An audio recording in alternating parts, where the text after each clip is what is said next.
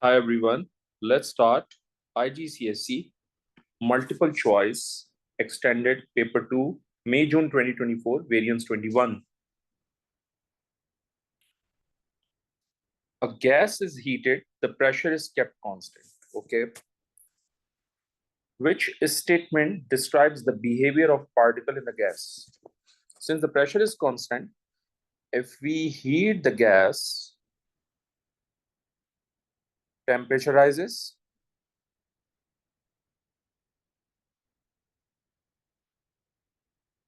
When temperature rises, obviously kinetic energy also increases.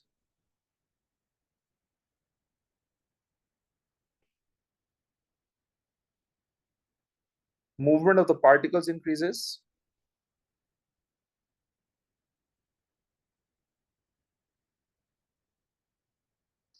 And particles are away from each other.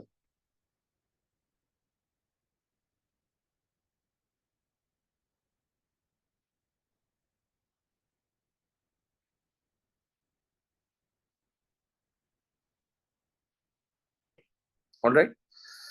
So option number 1, the particles move faster. That's correct. And becomes closer. That's incorrect, because if molecules move faster, they will move away from each other. They cannot be closer. So this statement is absolutely incorrect, and therefore option A is incorrect. Okay. Now the next is the particles move faster. That's correct. Becomes further apart. That's also correct, which means right answer is going to be B. When temperature increases, particles move slowly. That's incorrect. The particles move slowly. That's also incorrect. Whenever we heat the gas, particles move faster. Okay. So this is wrong. It has to be faster.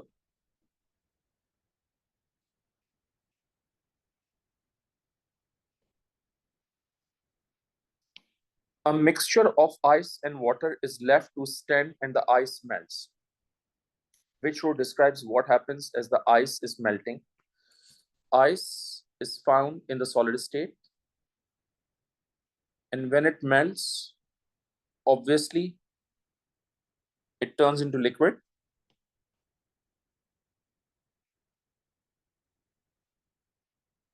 Um, Water, liquid water, which is liquid. Okay. So temperature of the mixture increases. Temperature of the mixture during this change will stays the same. Why? Because energy is used to overcome the attractive forces. So right answer is going to be D.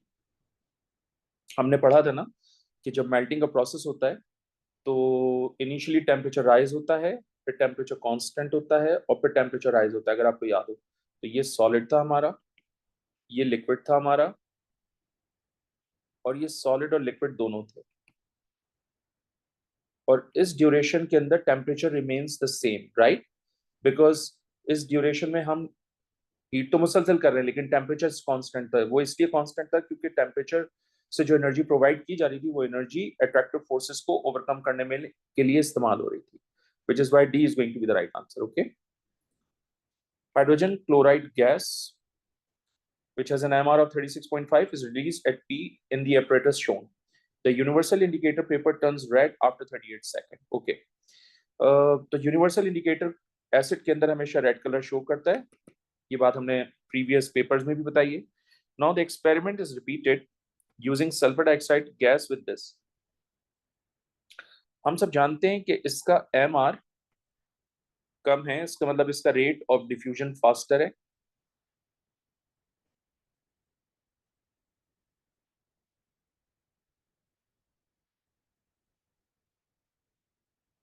जबकि इसका MR ज्यादा है, which means इसका rate of diffusion slower होगा।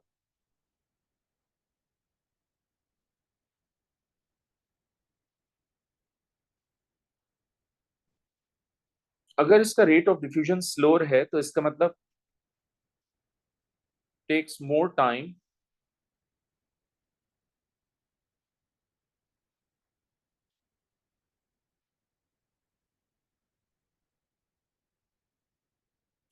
For universal indicator,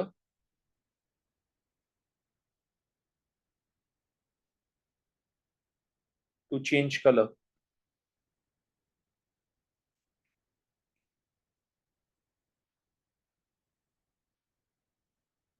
तो पहली तो चीज ये हो गई कि ज्यादा टाइम लेगा, एंड ऑब्वियसली जो टाइम है वो 38 सेकंड से ज्यादा लेगा, ठीक है। greater than 38 सेकंड, सो 38 सेकंड से ज्यादा ये होगा। और यूनिवर्सल, और जाहिर सी बात है sulphur dioxide is an acidic gas, so acidic gas है तो जाहिर सी बात है universal indicator turns red, so right answer is going to be D. Four statements about atoms are listed. The center of an atom is positively charged. That's correct because center of the atom is basically the nucleus, and nucleus contain proton, and proton is positively charged.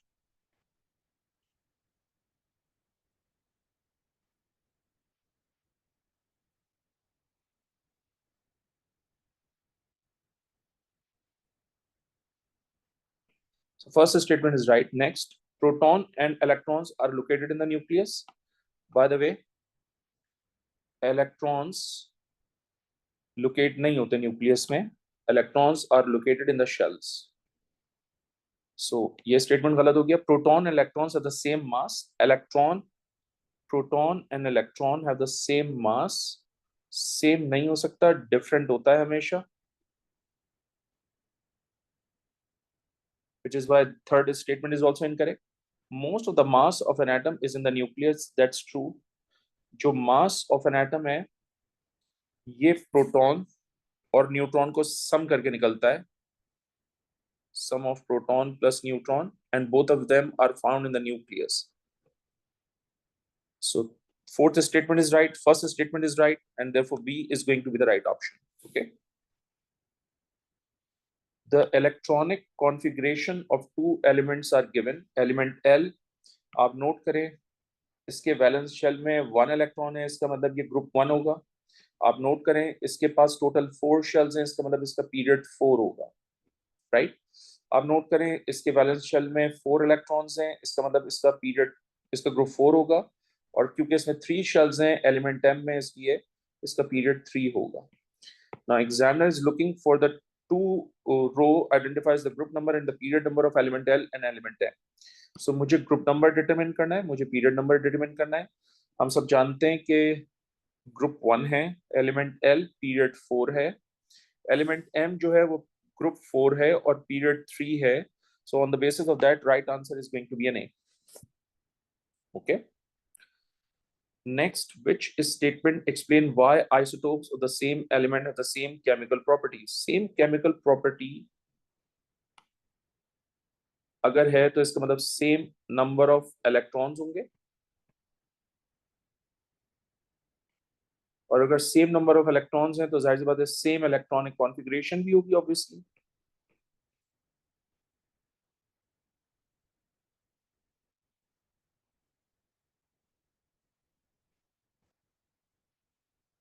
Okay. So first statement is they have different numbers of protons. So by the way, different number नहीं होते, same number of protons होते हैं isotopes में. ये भी गलत, लेकिन chemical properties जो है वो नंबर ऑफ प्रोटॉन से कभी भी नहीं मिलती है, ठीक है, याद रखिएगा. They have different number of neutron, that's true, in their nucleus, that's true. लेकिन ये स्टेटमेंट सेम केमिकल प्रॉपर्टी को रिफ्लेक्ट नहीं करता, विच इज व्हाई ये भी गलत. They have same electronic configuration, that's true, because जब सेम इलेक्ट्रॉनिक कॉन्फ़िगरेशन होगी तो सेम नंबर ऑफ इलेक्ट्रॉन्स होंगे, and therefore C is going to be the right answer. Next, they have same number of electron, that's true, as proton.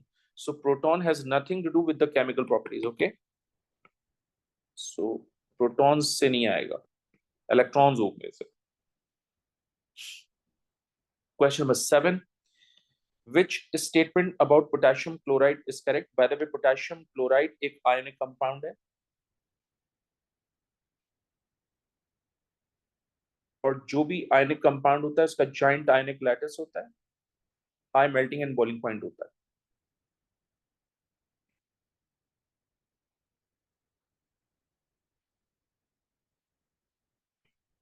It conducts electricity when solid. When solid cannot conduct electricity. First statement is incorrect. It has high melting point. That's true because it has a strong intermolecular forces. By the way, intermolecular forces is wrong because intermolecular forces exist in covalent molecules.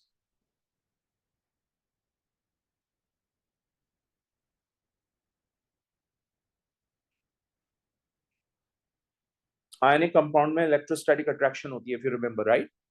So ये statement ठीक है, लेकिन second statement wrong है, which is why second option is incorrect. It has a giant lattice. That's true. Alternating positive and negative ion. That's true. It is soluble in water. That's also true. So third and fourth is correct, which means D is going to be the correct option. How many electrons are shared in one molecule of nitrogen? Okay. Nitrogen contain triple bond and each bond has 2 electrons. So 3 bond has total 6 electrons total, right? And one molecule of ethene. Let me draw the structure of ethene.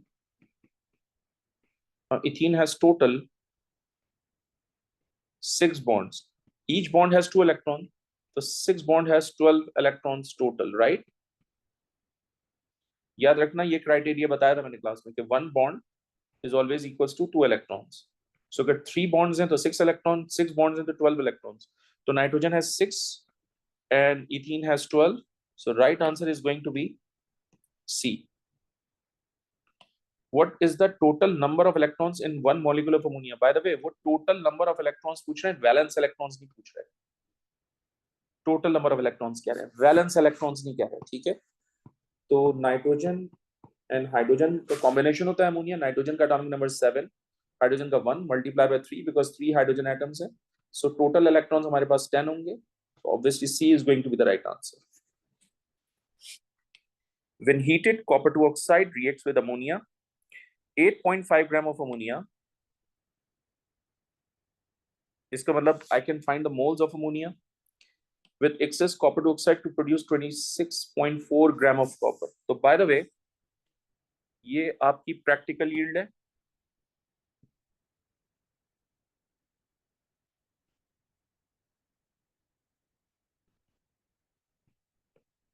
And from this mass, I need to find out the theoretical yield because we need to find out the percentage yield of copper in this reaction, right? So बहुत छोटी सी जगह दी हुई है यार, space ही नहीं है, calculation बहुत ज्यादा है. So मैं चले स्टेप्स की बात कर लेते हैं. In the first step, let's find out moles of ammonia first. 8.5 ग्राम को आप डिवाइड कर दीजिए अमोनिया के MR से, which is 17. तो यहां से आपके पास मोल्स आ जाएंगे.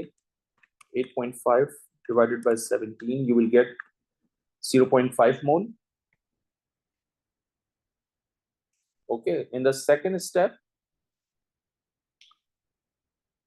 copper oxide, sorry, ammonia and copper oxide,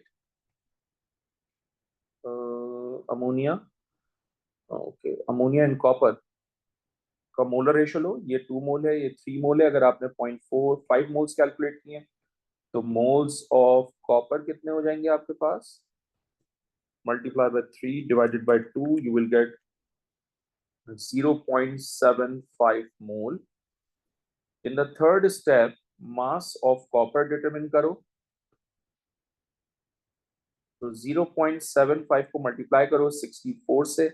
64 is the AMR of copper, sorry, AR of copper, 48 gram.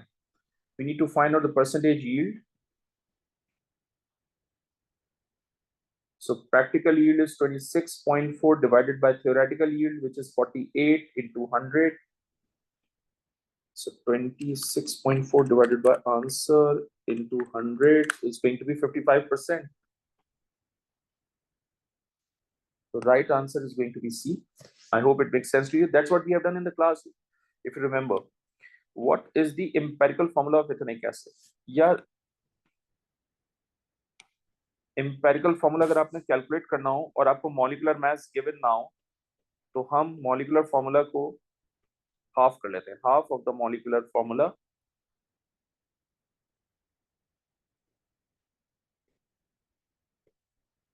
is empirical formula.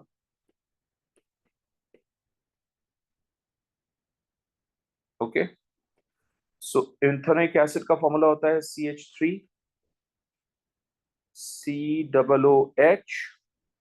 इसका मतलब इसका फॉर्मूला बनेगा C2H4O2. अगर मैं इसको हाफ कर दूं तो it's going to be CH2O. So right answer is going to be B. Okay. Next, magnesium chloride contain magnesium ion and chloride ions. बिल्कुल सही बात है.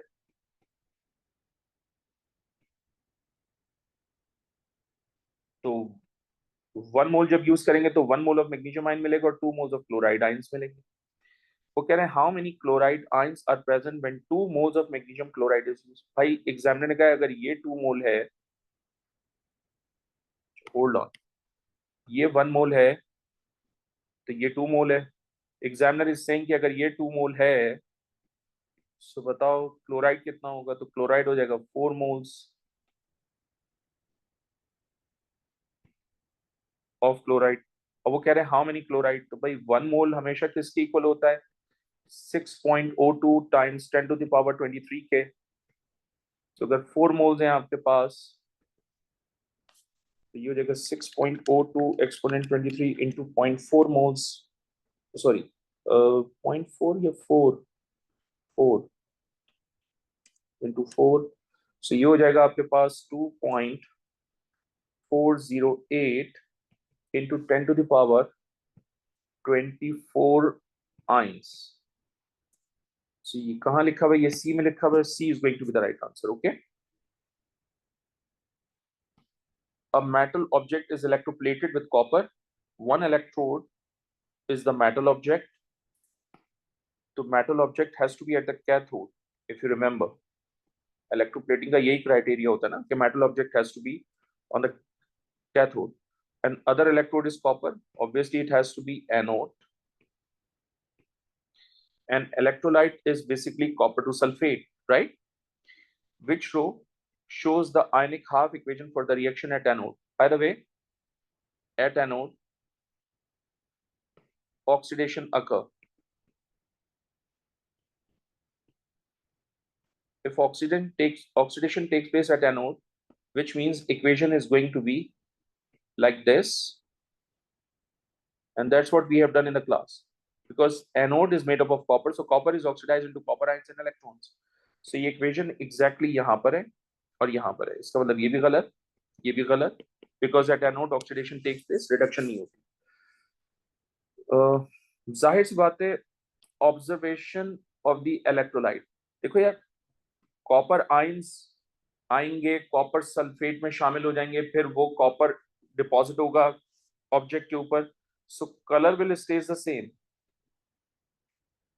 Copper ion concentration will remain the same,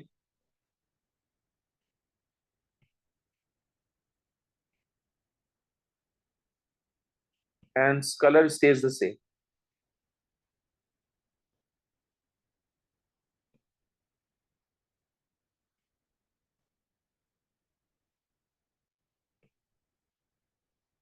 So blue color does not change. The right answer is going to be D.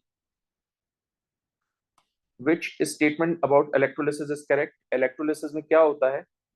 Decomposition of compound by the passage of electric current.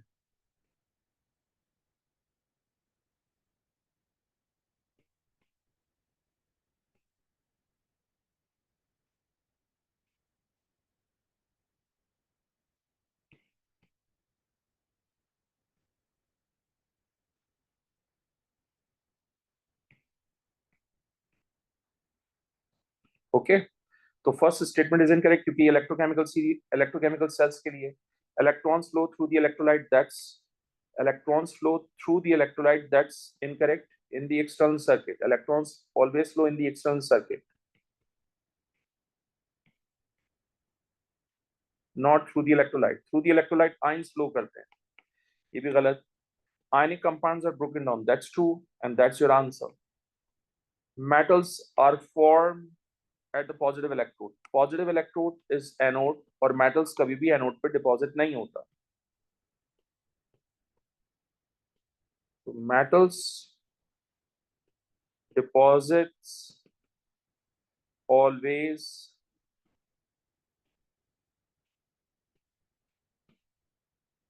at cathode. Okay. Question number 15. The reaction between hydrogen and oxygen releases 486 kilojoule per mole of energy. So ये enthalpy change of reaction है. That is delta H R. R का मतलब reaction. यानी reaction की overall energy दे रही है examiner ने. Bond energy of hydrogen is given. Bond energy of OH bond is given. Examiner is looking for the bond energy of oxygen molecule. So that's not an issue. First of all, reactant की bond energy determine करो. I mean reactant की energy determine करो. Hydrogen की bond energy है हमारे पास 436, और क्योंकि equation में 2 मोल है इसलिए मल्टीप्लाई बाय 2 करेंगे, तो 436 into 2 is going to be 872. Oxygen molecule की बॉन्ड एनर्जी कह रहे हैं तो हम x लेंगे, तो ये हो जाएगा 872 प्लस x, ये रिएक्टेंट्स की बॉन्ड एनर्जी होगी. Let's talk about the bond energy of product. और प्रोडक्ट में है वाटर, तो वाटर को ओपन करके लिखो. इसका मतलब एक OH का बॉन्ड ये है, दूसरा OH का बॉन्ड ये है, तो OH का एक बॉन्ड है हमारे पास, उसकी एनर्जी है 464.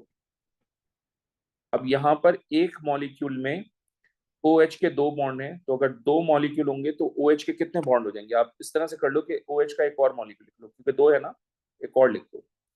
सही है. अभी 1 मिनट में इसको थोड़ा सा और बेहतर अंदाज से बताता हूँ. देखो OH के, वाटर के कितने मॉलिक्यूल थे? 2. एक ये लिखा, एक ये लिखा.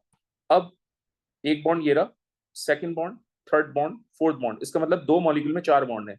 इसका मतलब क्या क्या होगा कि मैं इसको मल्टीप्लाई कर दूंगा 4 से, तो 464 into 4 is going to be 1856.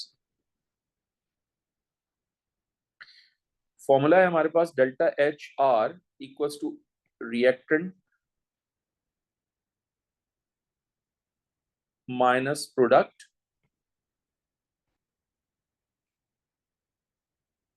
Reactant हमारे पास है 486, reactant sorry delta H R है हमारे पास 486, और रिएक्टेंट हमारे पास है 872 प्लस एक्स माइनस प्रोडक्ट हमारे पास है 1856. सो यहां से x की वैल्यू अगर मैं कैलकुलेट करूं तो वो हो जाएगा हमारे पास 498 kilojoules per mole. The right answer is going to be C. Okay.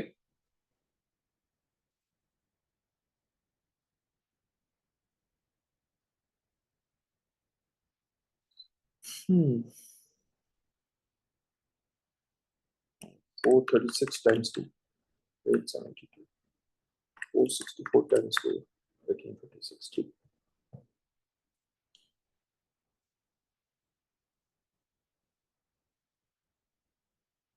ठीक है. Okay. Question number 16. Which reaction pathway diagram shows the reaction that will give out the most energy? दो चीजें इसमें. गिव आउट का मतलब होगा exothermic reaction.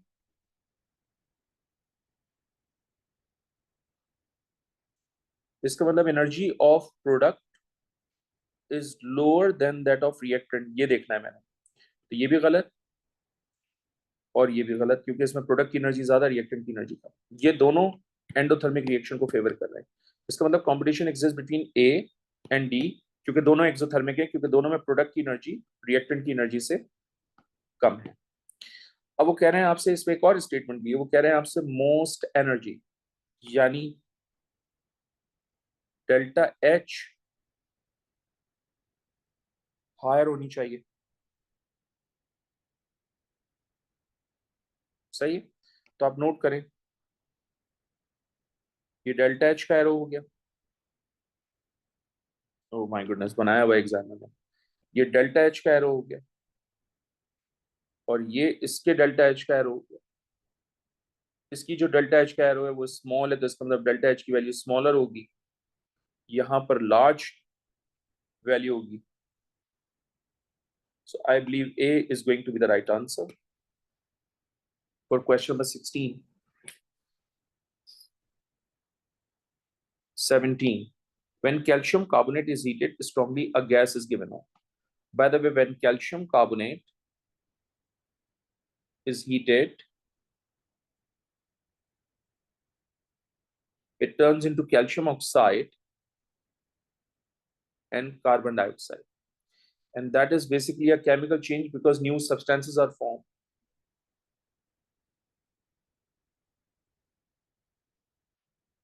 So examiner is looking for the word describe this change. So obviously it's a chemical change. It is endothermic, cannot be exothermic. Physical change है नहीं क्योंकि new substances form हो रहे हैं.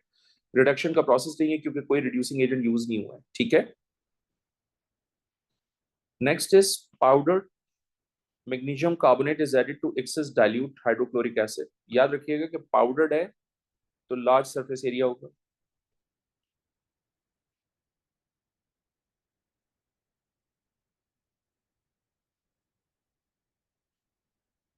ठीक. Next is the total volume of gas produced is measured over time.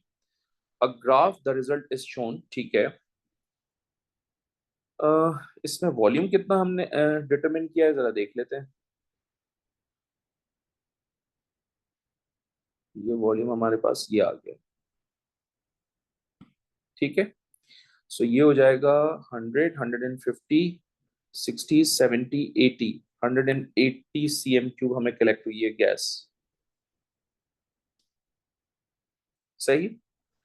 आगे चलते हैं. The experiment is repeated but the concentration of hydrochloric acid is doubled. So my goodness, concentration is doubled, so rate of reaction is also higher.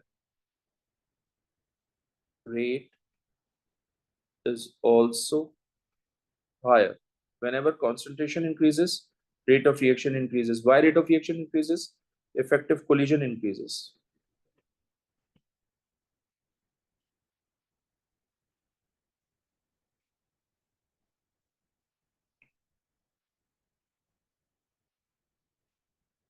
Okay. All the other conditions are kept the same. So अगर सारी conditions same है, तो इसका मतलब same volume would be collected even if the concentration increases.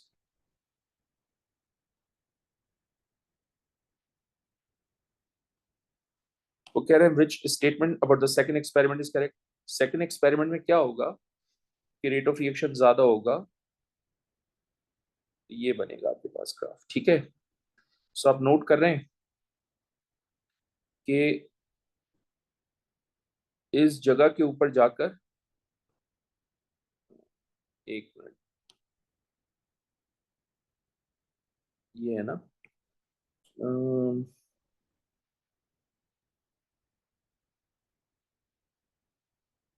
ये है ना, इस जगह के ऊपर जाकर कांस्टेंट हो गई ये वैल्यू, है ना.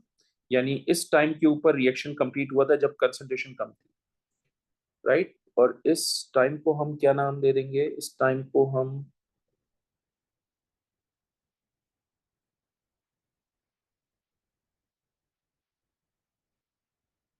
ये दे देंगे. सही है. इस जगह पर जाकर कंप्लीट हो गया था. सो ये हो जाएगा 75, 80, 85, 90. ये 90 सेकेंड्स के ऊपर आपका रिएक्शन कंप्लीट हुआ है. सही है. अब जरा देखते हैं. The final volume of the gas is 360. Obviously it's not possible क्योंकि जो रिएक्शन होगा वो सेम कांस्टेंट कंडीशंस के ऊपर है, तो टेक्निकली ये एक्सपेरिमेंट 2 है हमारा. तो वॉल्यूम तो सेम ही रहेगा, वॉल्यूम ज्यादा नहीं हो सकता, और वैसे भी ग्रिड जो है वो 300 cm³ की है, तो 360 तो वैसे भी नहीं मिल सकता, तो फर्स्ट स्टेटमेंट इज इनकरेक्ट। ठीक है, the reaction finishes before 90 second, that's true. उसकी वजह ये है कि अगर पहले रिएक्शन 90 सेकंड्स पे कंप्लीट हुआ तो अब जो रिएक्शन है वो टेक्निकली यहाँ कंप्लीट हो रहा है, यानी आप समझ लीजिए 50, 55, 60 सेकंड्स पे कंप्लीट हो रहा है, तो दैट्स ट्रू। फिर आपके पास वो कह रहे हैं the activation energy of the reaction is lower. By the way, activation energy सिर्फ और सिर्फ कैटलिस्ट से चेंज होती है, कॉन्सेंट्रेशन से चेंज नहीं होती। Only catalyst can change, only catalyst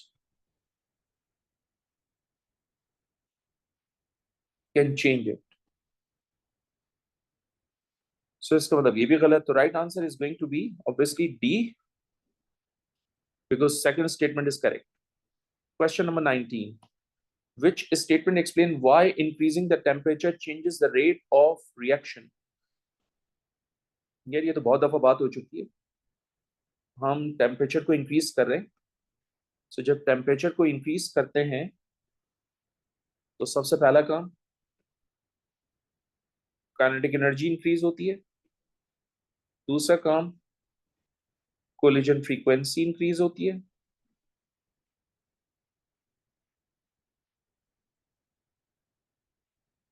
सही है।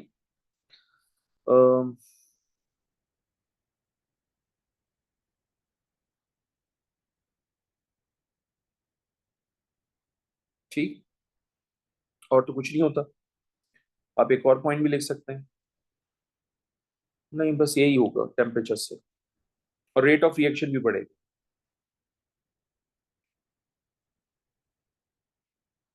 ये तीन पॉसिबिलिटीज है हमारे पास। Statement number 1, it increases the activation energy, can not increase, only catalyst can change, only catalyst lowers the activation energy। ठीक है, सो टेम्परेचर जो है वो एक्टिवेशन एनर्जी को ना इंक्रीज करता है ना डिक्रीज, ये काम सिर्फ कैटलिस्ट को, तो कैटलिस्ट हमेशा लो करता है। सो मतलब first statement is incorrect. It increases the frequency of collision between the reacting particles, that's correct, ये हमने लिखा हुआ है यहाँ पर, कोलिजन फ्रीक्वेंसी इंक्रीजेस। ठीक है, it increases the kinetic energy of the reacting particles, that's true, ये लिखा हुआ है हमने यहाँ पर। Next, it increases the number of particles per unit volume, particles कभी भी इंक्रीज नहीं होते, वो तो कंसंट्रेशन इंक्रीज होने से इंक्रीज होते हैं, सरफेस एरिया इंक्रीज होने से इंक्रीज होते हैं। ठीक है, सो टेम्परेचर इंक्रीज होने से नंबर ऑफ पार्टिकल्स कभी भी इंक्रीज नहीं होते। So right answer is 2 and 3, and therefore C is going to be the right answer. Hydrogen is made by reacting carbon with the steam. The equation for the reaction is shown. By the way, इससे पहले कि हम आगे जाएं, यहाँ पर total number of moles हैं 1, carbon solid है इग्नोर कर दीजिए। यहाँ पर टोटल नंबर ऑफ मोल्स हैं 2, और एग्जामिनर आपसे कह रहे हैं कि फॉरवर्ड रिएक्शन इज एंडोथर्मिक, यानी डेल्टा एच पॉजिटिव है। ठीक, now examiner is saying which row describe the change in pressure and the temperature that will both, यानी चेंज इन प्रेशर और चेंज इन टेम्परेचर दोनों शिफ्ट करें position of equilibrium को to the right. अगर मुझे right hand side पे equilibrium shift करना है तो ऑब्वियसली एक एंडोथर्मिक रिएक्शन में मैं टेम्परेचर को इंक्रीज करूंगा।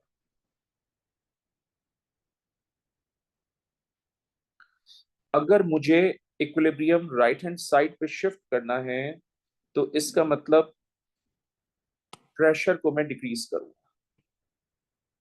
क्यों? क्योंकि जब प्रेशर इंक्रीज किया जाता है तो इक्विलिब्रियम उस डायरेक्शन में जाता है जहां नंबर ऑफ मोल्स कम होते हैं, तो जब प्रेशर कम करोगे तो इक्विलिब्रियम उस डायरेक्शन में जाएगा जहां नंबर ऑफ मोल्स ज्यादा होंगे, क्योंकि जहां नंबर ऑफ मोल्स ज्यादा वहां वॉल्यूम ज्यादा। बॉयल्स लॉ तो यही कहता है ना, because Boyle's law is basically volume pressure inverse relationship होता है। तो जब तुम प्रेशर कम करोगे तो वॉल्यूम ज्यादा होगा, और वॉल्यूम उसी वक्त ज्यादा होगा जब नंबर ऑफ मोल ज्यादा होंगे। दैट्स इंडिकेट्स कि वॉल्यूम फॉरवर्ड डायरेक्शन में, इक्विलिब्रियम फॉरवर्ड डायरेक्शन में चला जाएगा, तो प्रेशर डिक्रीजेस। और प्रेशर डिक्रीजेस हमने किस कॉन्सेप्ट के थ्रू लिया है? बॉयल्स लॉ के थ्रू लिया है, जिसमें हम क्या कहते हैं, volume is inversely proportional to pressure. तो टेम्परेचर इंक्रीज होना चाहिए और प्रेशर जो है वो डिक्रीज होना चाहिए, और राइट आंसर होना चाहिए B. Question 21, Which row shows the condition used for the conversion of sulfur dioxide to sulfur dioxide in the contact process? या जब आप सल्फर डाइऑक्साइड से ऑक्सीजन के साथ रिएक्शन करके सल्फर ट्राइऑक्साइड बनाते हो, तो इसमें टेम्परेचर की कंडीशन मैंने आपको दी थी 450 से 500. सो टेम्परेचर 450 से 500 ये दिया हुआ है. इसमें कैटलिस्ट हमने आपको दिया था vanadium 5 oxide which is also called V2O5. सो ये है वेनेडियम 5 ऑक्साइड, और हमने प्रेशर आपको दिया था 1.5 से 2 atm. 2 atm ये है. So right answer is going to be B. Question 22. The equation for the reaction of magnesium with carbon dioxide is shown. Which statement about this reaction is correct? Okay. Magnesium is oxidized and carbon dioxide is reduced. That's true. And I believe A is going to be the right answer. लेकिन क्यों जरा देख लीजिए. Magnesium यहाँ पर 0 है क्योंकि neutral form में, और मैग्नीशियम ऑक्साइड पे इसका चार्ज 2+ होगा. इसका मतलब यहाँ से यहाँ जब जा रहे हैं तो मैग्नीशियम ऑक्सीडाइज हो रहा है. तो ये बात तो बिल्कुल ठीक है.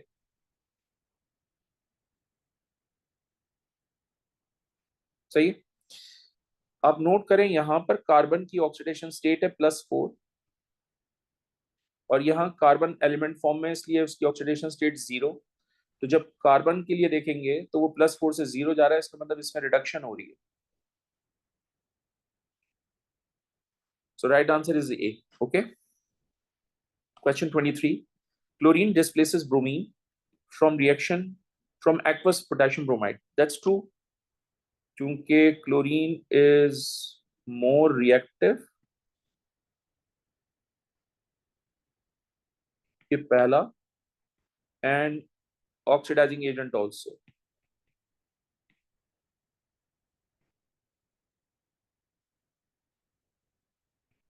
दूसरी बात, ये जो ब्रोमाइड है ये आपका रिड्यूसिंग एजेंट है. सो अगर ये ऑक्सीडाइजिंग एजेंट है क्लोरीन, तो during the reaction it will gain electron, और अगर ये रिड्यूसिंग एजेंट तो during the reaction it loses electron. और यही इसकी डेफिनेशन थी अगर आपको याद. Let's talk about the options. Bromide ions acts as an oxidising agent. गलत. ब्रोमाइड आयंस जो है वो रिड्यूसिंग एजेंट होते हैं.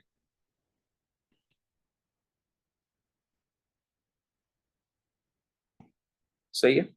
Bromide ions are oxidised as electrons are lost. बिल्कुल सही बात है. ब्रोमाइड आयंस जो है वो रिड्यूसिंग एजेंट है, इलेक्ट्रॉन लूज कर रहे हैं, और खुद क्या होंगे? ऑक्सीडाइज, क्योंकि चार्ज -1 से क्या हो जाएगा? 0.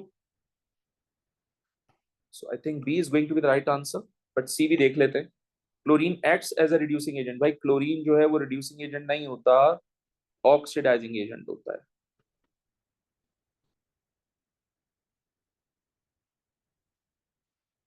Chlorine is reduced as electrons are lost. Chlorine जो है वो अगर खुद रिड्यूस हो रहा है तो इलेक्ट्रॉन लॉस थोड़ी करेगा, इलेक्ट्रॉन गेन करेगा. तो ये भी गलत, ये भी गलत. ठीक है. Question 24. Which gas is produced when ammonium chloride is warm with aqueous sodium hydroxide. यार ये मैंने आपको बताया था. ये आपका क्या है? Ammonium salt.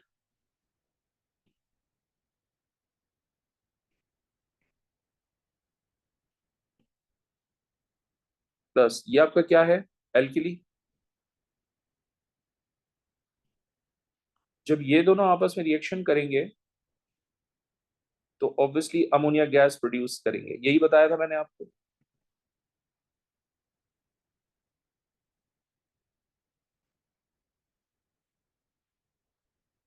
ठीक है.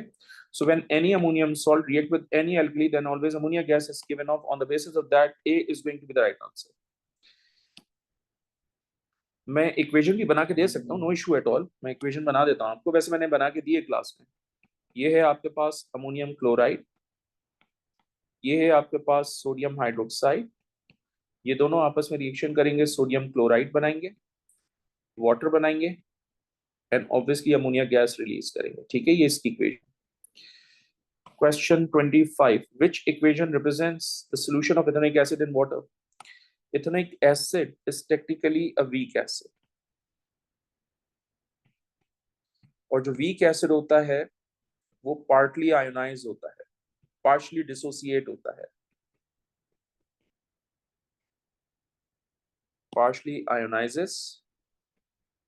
So अगर मुझे ethanoic acid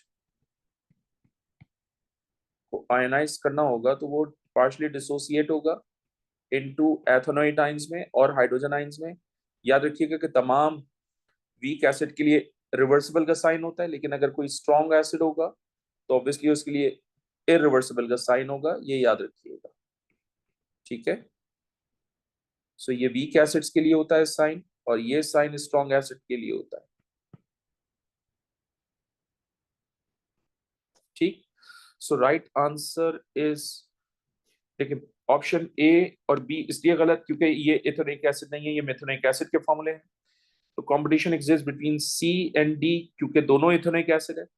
बट मसला ये कि एथेनोइक एसिड वीक है इसलिए रिवर्सिबल का साइन आएगा and therefore C is going to be the right answer. Okay, यानी ये इक्वेशन आप चेक कर लीजिए कहां पर है, ये सी में है, C is going to be the right answer. Question 26.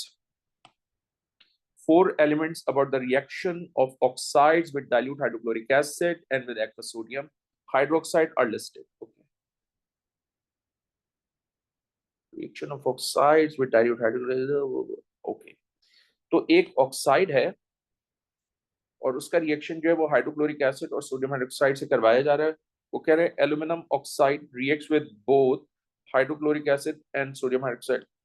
That's true क्योंकि ये एम्फोटेरिक ऑक्साइड होता है.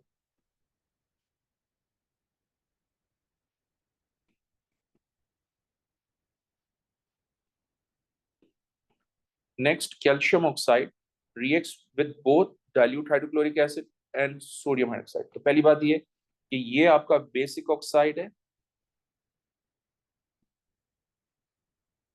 और क्योंकि ये आपका बेसिक ऑक्साइड है इसलिए ये हाइड्रोक्लोरिक एसिड से तो रिएक्शन नहीं करेगा, बेस से रिएक्शन नहीं कर सकता, इसलिए सेकंड स्टेटमेंट इज रॉन्ग. फिर copper 2 oxide react with dilute hydrochloric acid, that's true, but not with sodium hydroxide. Oh that's true, ये भी आपका क्या है, बेसिक ऑक्साइड. सो हाइड्रोक्लोरिक एसिड से रिएक्शन करेगा but not with sodium hydroxide, that's true. Third statement is true. Sulfur dioxide does not react with either dilute hydrochloric acid. Sulfur dioxide is basically an acidic oxide. So it can react with sodium hydroxide, but not with dilute hydrochloric acid. But examiner ने यहाँ categorically लिखा है does not react with either. तो ये statement इसलिए गलत हो गया है. It do react with NaOH, but cannot react with hydrochloric acid. तो ये कहना कि दोनों से ही नहीं करेगा, दोनों से नहीं करेगा तो ये गलत है. Sorry. 1 and 3. So B is going to be the right answer. Okay. Question 27. Which statement about elements in period 3 of the periodic table is correct? Aluminum is a non-metal in group 3. That's a very harsh statement because aluminum is not a non-metal. It is technically a metal, which is why option A is incorrect. Argon is in group 8, that's true, and has 8 electrons in the outer shell, that's true. The right answer is B. That's a very straightforward question. Let's talk about magnesium. Magnesium is found in group 2, that's correct, and has 3 electrons in its outer shell. By the way, if it is found in group 2, which means 3 electrons नहीं होंगे, 2 electrons होंगे. इसलिए option C is wrong. Sulfur is a metal in group 6. Sulphur अगर group 6 में है, sulphur group 6 में है, that's true, लेकिन मेटल तो नहीं है, ये तो नॉन मेटल है.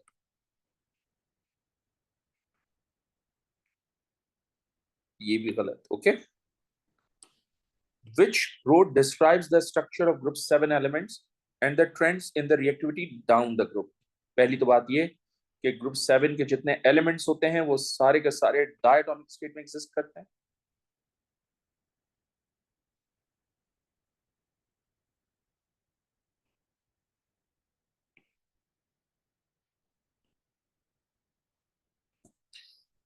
And by the way, their reactivity down the group always decreases.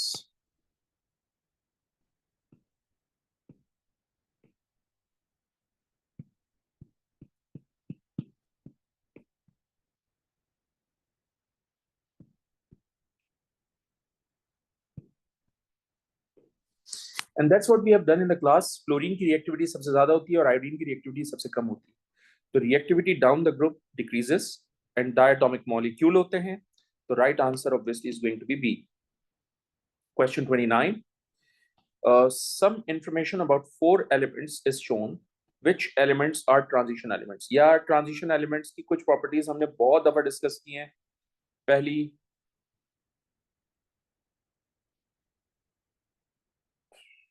colored compounds बनाते हैं. High melting point होता है. High density होती है. Variable oxidation state होती है. So इस चार्ट में कोई वेरिएबल ऑक्सीडेशन स्टेट नहीं है तो उसको तो इग्नोर कर दीजिए. कलर्ड कंपाउंड कौन कौन से हैं? तो पिंक है, पर्पल है, रेड है. हाई मेल्टिंग पॉइंट किस किस का है? पी का है, क्यू का है, आर का है.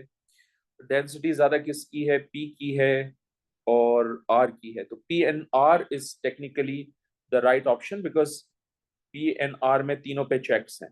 ठीक है. So P and R is going to be the right answer. So A is going to be the correct option.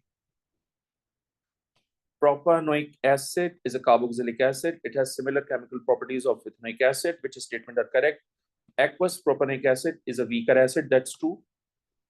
All carboxylic acids are weaker. All carboxylic acids are organic acids and are weaker acids.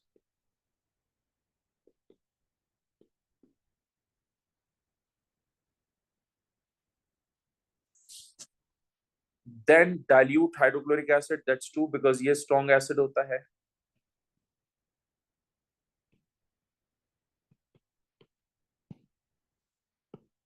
Propanoic acid partially ionizes in aqueous solution. That's also true because जितने weak acid होते हैं वो partially ionized होते हैं. Propanoic acid reacts with ethanol to form propyl ethanoate. By the way, propyl ethanoate गलत. It has to be ethyl propanoate. क्योंकि ethyl comes from ethanol and propanoate comes from propanoic acid. मैंने आपको कहा था ना कि जब नाम दिया जाता है तो पहले अल्कोहल का पार्ट आता है फिर एसिड का पार्ट आता है. So propanoate comes from propanoic acid and ethyl comes from ethanol. Okay. So third statement is also incorrect. I mean, is incorrect. 1 and 2 only. So B is going to be the right answer. Iron rust in the presence of oxygen and water. Which statement about the rusting of iron is correct? Anhydrous iron 2 is produced. By the way, iron 3 oxide is produced. So that statement is wrong. First statement is wrong. Iron rust more quickly when attached to a piece of zinc. Not possible. That's called sacrificial protection. Iron will oxidize.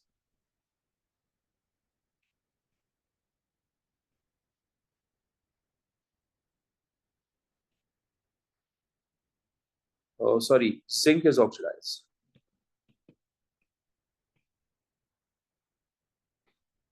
सही है. तो iron protect हो जाएगा. Coating the iron with plastic prevents iron from rusting. That's true. Iron loses electron when it's rust. Exactly. Because जब भी rusting का process होता है, iron lose करता है electron, oxygen और water उस electron को gain करके hydroxide ions बनाते हैं.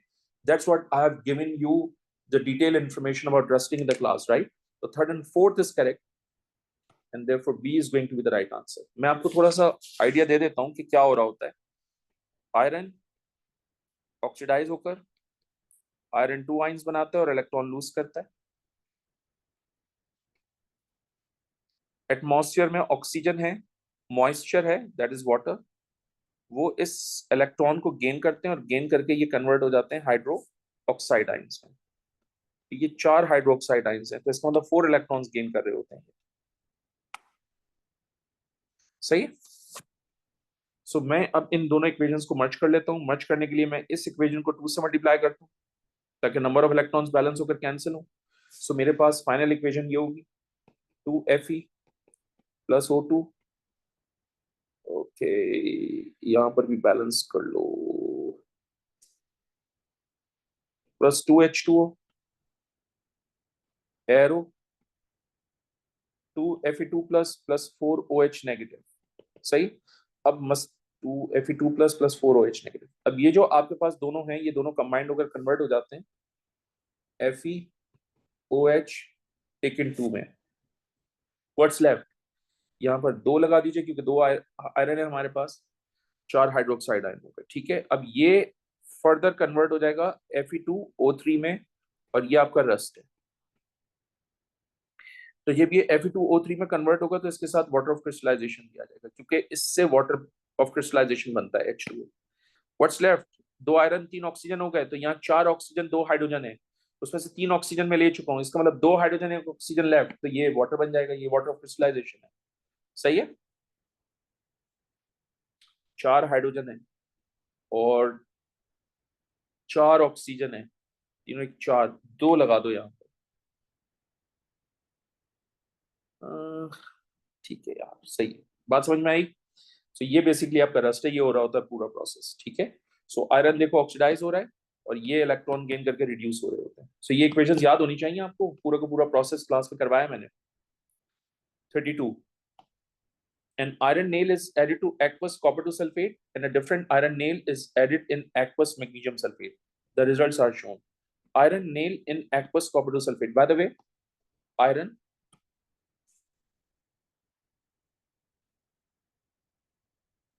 more reactive than copper, इसलिए आयरन कॉपर आयंस को डिस्प्लेस करेगा in the form of copper metal, और वो कॉपर मेटल फिर आयरन की नेल के ऊपर डिपॉजिट हो जाएगा। तो दैट्स ट्रू। इक्वेशन हम कुछ इस तरह से दे सकते हैं,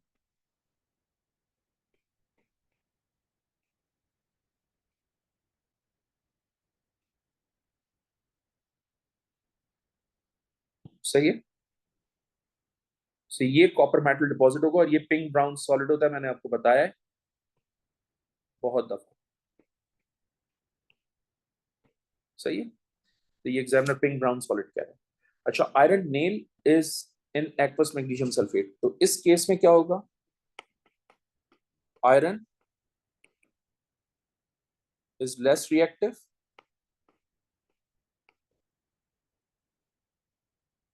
देन मैग्नीशियम। सो अगर मैं आयरन को मैग्नीशियम सल्फेट के साथ ट्रीट करवाऊंगा तो टेक्निकली आयरन की रिएक्टिविटी कम होती है, इसलिए रिएक्शन होगा नहीं, और जब नहीं होगा रिएक्शन तो नो चेंज आएगा। तो ये भी सही लिखा हुआ है। ठीक है, सो यहां से एग्जामिनर कह रहे हैं कि which statement is correct. So copper atoms are oxidise more easily than magnesium atoms, नहीं कि मैग्नीशियम की रिएक्टिविटी ज्यादा होती है, वो इजीली ऑक्सीडाइज होते हैं, और oxidise less easily, more easily नहीं, लेस इजीली।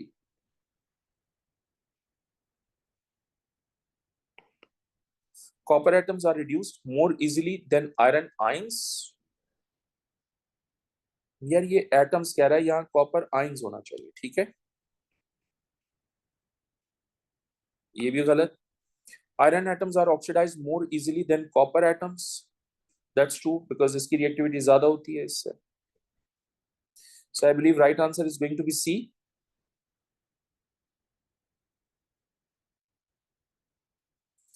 लास्ट ऑप्शन देख लो, iron atoms are reduce more easily than copper atoms. भाई आयरन की रिएक्टिविटी ज्यादा है, वो रिड्यूस नहीं हो सकता।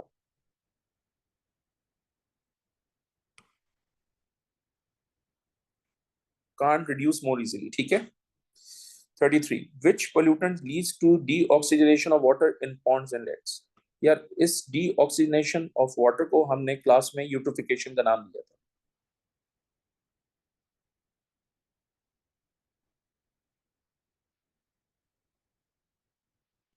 और यूट्रोफिकेशन जो है वो लीचिंग ऑफ नाइट्रेट्स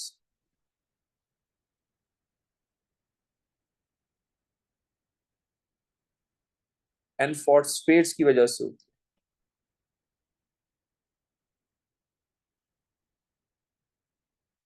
तो right answer obviously is going to be an A. which statement identifies a sample of water as pure? तो अगर water pure है, so it boils at fixed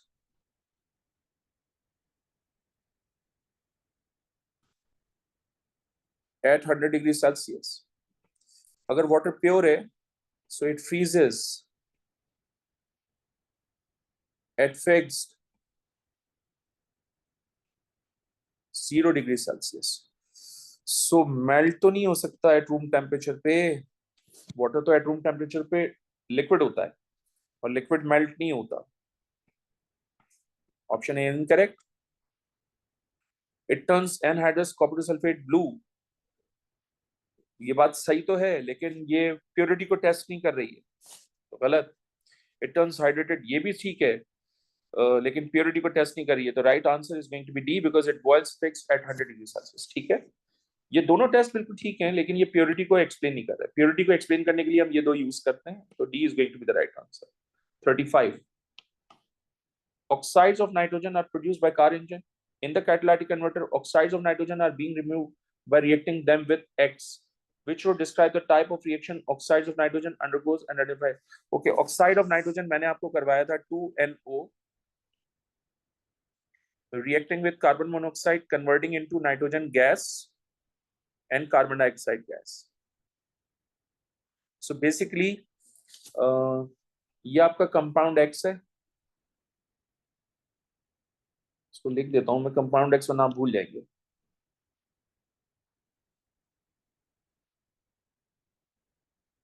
ठीक है, और दूसरी बात ये कि nitrogen monoxide undergoes reduction.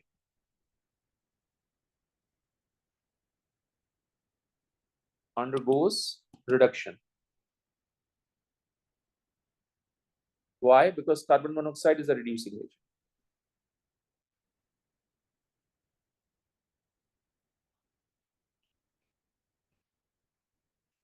Okay, so reduction ये है और कार्बन मोनोऑक्साइड ये है.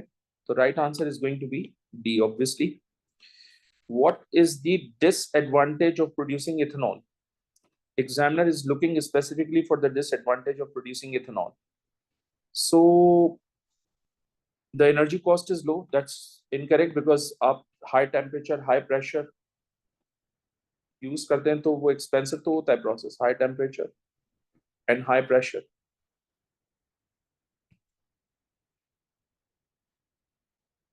Makes the process expensive. So cost low नहीं होती, कॉस्ट हाई होती है. ठीक है, ये बात मैंने लिखवाई भी आपको. द प्रोसेस इज कंटिन्यूस, ये बात बिल्कुल ठीक है, बट ये एडवांटेज है. Examiner is looking for the disadvantage, इसका मतलब ये भी गलत. The process uses a non renewable source of material. That's true. Why? Because ethene is obtained from crude oil, which is a non-renewable source of energy. So right answer I believe is going to be C. Ethanol is pure. ये बात बिल्कुल ठीक है, लेकिन ये advantage है. Example examiner जो है वो डिसएडवांटेज पूछ रहे हैं. सही है. which statement about the polymer PET is correct? मैंने क्लास में बताया था कि जो PET है वो आपका कंडेंसेशन पॉलीमर है और वो एस्टर है. PET is basically polyester. Polyester है तो इसका मतलब एस्टर लिंकेज होगा, और जब एस्टर लिंकेज आ रहा है तो इसका मतलब ये कंडेंसेशन पॉलीमर होगा.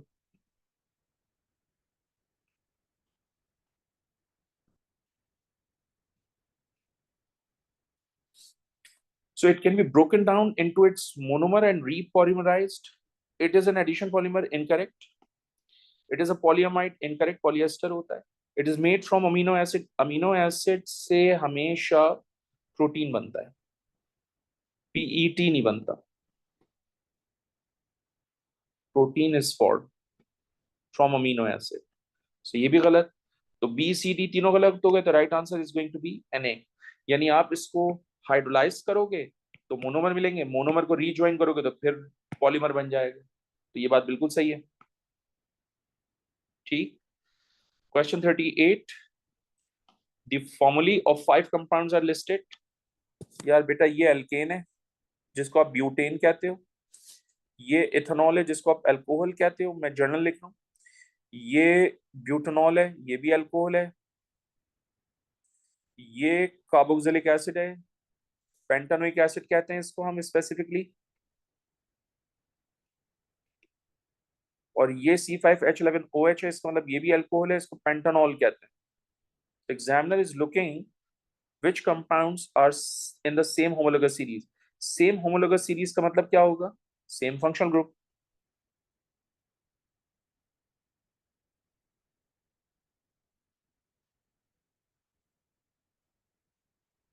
And same journal formula. तो same functional group ये है, ये है और ये भी है, तो इसका मतलब second, third and fifth. तो second and third and fifth means B is going to be the right answer. Question 39. Propene reacts with chlorine. Which statement about this reaction are correct? It is propane. Propane ultraviolet light is used to provide the activation energy. बिल्कुल सही बात है। जब भी alkene और chlorine का reaction होता है, we need UV light. Ultraviolet light की जरूरत पड़ती है हमें, हमने ये क्लास में बताया आपको। प्रोपेन अंडरगोज एडिशन रिएक्शन, नहीं जी, एडिशन रिएक्शन नहीं, substitution reaction, because propane is an alkene, it is not an alkene. Substitution reaction, ये गलत। Next, one of the product is CH3 CH2Cl, that's incorrect. Propanone से जो product बनेगी वो CH3 CH2 CH2 Cl होगी, because propanone है। Propanone is CH3 CH2 CH3। ये जो प्रोडक्ट आपके पास आई है ये इथेन से बनेगी, from ethane. One of the product is HCl, that's true. देखो ना यार, ये प्रोपेनॉन है तुम्हारा, CH3 CH2 and then CH3। इसको तुमने क्लोरीन से रिएक्शन करवाया, जब क्लोरीन से रिएक्शन करवाओगे तो प्रोडक्ट ये बनेगी CH3 CH2 CH2Cl। What's left now? One hydrogen and chlorine, दोनों आपस में कंबाइन होंगे, HCl बनाएंगे। तो थर्ड स्टेटमेंट भी ठीक है। तो 1 and 4 statement is correct, answer is going to be B. Next is which statement about chromatography is correct? It is not possible for two different substances to have the same RF value. यार it is possible, दो different substances की same RF value हो सकती है, ये हो सकता है, पॉसिबिलिटी है, राइट। तो वो कह रहे हैं नॉट पॉसिबल, तो गलत हो जाएगा। It is only possible to use chromatography on substances which have a colour, नहीं जी, ओनली पॉसिबल, नहीं जी, not necessary. Coloured colourless colourless substances के लिए भी यूज होता है, just like amino acids, just like protein peptides, उन सब के लिए भी यूज होता है, तो ये भी गलत हो गया। It is possible to use chromatography on a colorless substances using locating agent, that's true. Right answer is going to be C, क्योंकि जब भी आपको लोकेट करना होता है स्पॉट्स को तो आप लोकेटिंग एजेंट का स्प्रे करते हैं। RF value of a substance, distance travelled by solvent over distance travelled by substance, तो ये स्टेटमेंट गलत है। It has to be solute over solvent, तो स्वैप कर दिया एग्जामिनर ने, ये भी गलत। ठीक है, that's the end of this paper guys, thank you very much.